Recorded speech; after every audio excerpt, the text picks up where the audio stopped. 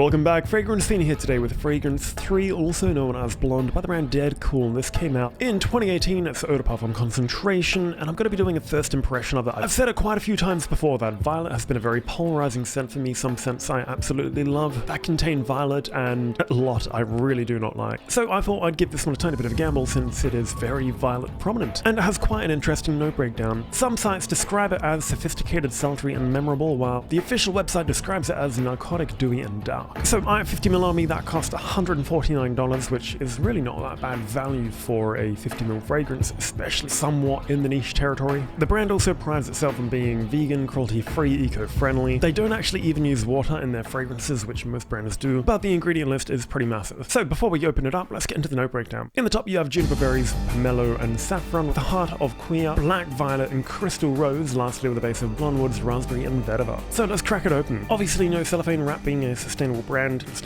open it straight up. There's actually a ton of little particles inside, and no, they're not bubbles. It also says that they're 100% made in Los Angeles. Anyway, here we go.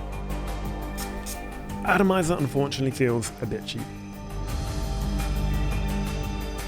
It may look like a good atomizer due to its dispersion, but the click is a bit stiff. I do prefer my pressurized atomizers, and often something a little less misty, because when it's that light, it tends to sit on the skin a lot more lighter. Straight off the bat, you're getting a lot of that violet. It does sit a bit leathery. Feels like there's definitely quite a bit of pine present. I mean, that combination of the juniper berries obviously interplays with the pomelo, quite interesting. The saffron, I'm not really getting a lot of. I'm just getting straight up heart notes. I mean, obviously the queer, which I can never say properly, it's leather, is absolutely dominating, as well as that black violet, which unfortunately I'm not actually a fan of the violet used in this one. The opening's just so incredibly sharp, it actually does pierce the nostrils quite abrasively. This is definitely for a demanding personality. I do wear a lot of strong fragrances myself, but it's not so much the fact that it's strong, it's just a massive kick in the nostril, and it's somewhat unpleasant. The rose definitely adds an element of sweetness and mild pepperiness. But yeah, really the top notes and the heart notes are blended so much that you can't really distinguish what's going on. It feels like more of a combination of notes opposed to something which will dry down and develop as it goes on, but to find out soon. While I let it dry down a bit, I may as well say that I actually do quite like some of their scents. I mean, Aura, Milk, Extra Milk, and Haunt are quite minimalistic. A lot of the fragrances are actually intended to be laid with each other, or create your own fragrance using their lineup, which you can imagine would get pretty expensive pretty quick. But I really don't think there's anything in their lineup which you could really layer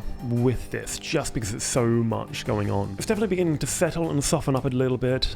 If I were to describe it as a material, I'd probably say something like felt or velvet, because it's far from silky smooth. I think in the past I've also said that leather is another note that I have a bit of a love-hate relationship with. I mean, this was a blind buy and it was a complete roulette. I could have loved it or hated it, and a lot of people say this one actually does smell like black saffron as well. I have owned that and reviewed it previously, but actually ended up giving that bottle away. I did prefer black saffron more than this. In contrast, black saffron was surprisingly a little more smoother and softer, and even though this one does feel like it's a little more louder or abrasive, the projection is not really meeting what you're smelling. It's very hard to describe. When it's up close, it smells very strong, but when you take your arm away, you're not really getting that same effect, which I feel is just a deception from the potency of the violet. So I've allowed some time to pass and for it to dry down. The woods are coming out a tiny bit, but really the fragrance is beginning to soften up quite fast. The base notes are definitely a lot more appealing than that initial opening, but really this one's a bit more of a two-stage dry down. Get the top and heart together, and then the base slowly develops as the top evaporates. But this one definitely feels more like a two-step dry down, where the top and heart really interplay, and then it just goes into the base after that without too much of a transition.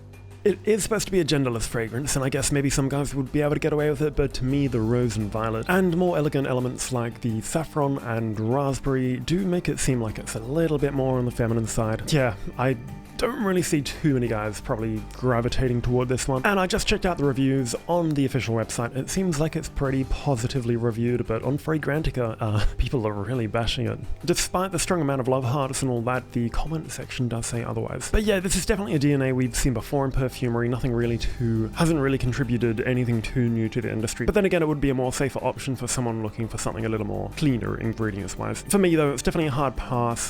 This is one I would definitely not wear, unfortunately. I definitely appreciate that brands out there like this exist to be able to create those unique fragrances, but for me this is definitely not my type of scent. This is definitely for a female with a strong personality who likes to be loud or makes a tiny bit of an impression. That's just what I think when I smell this. So as usual, I normally say be sure to get your nose in it, but this time I think you can probably pass up this one. And I'm going to leave it there for today's video. Thank you so much again for watching. I'll see you next time.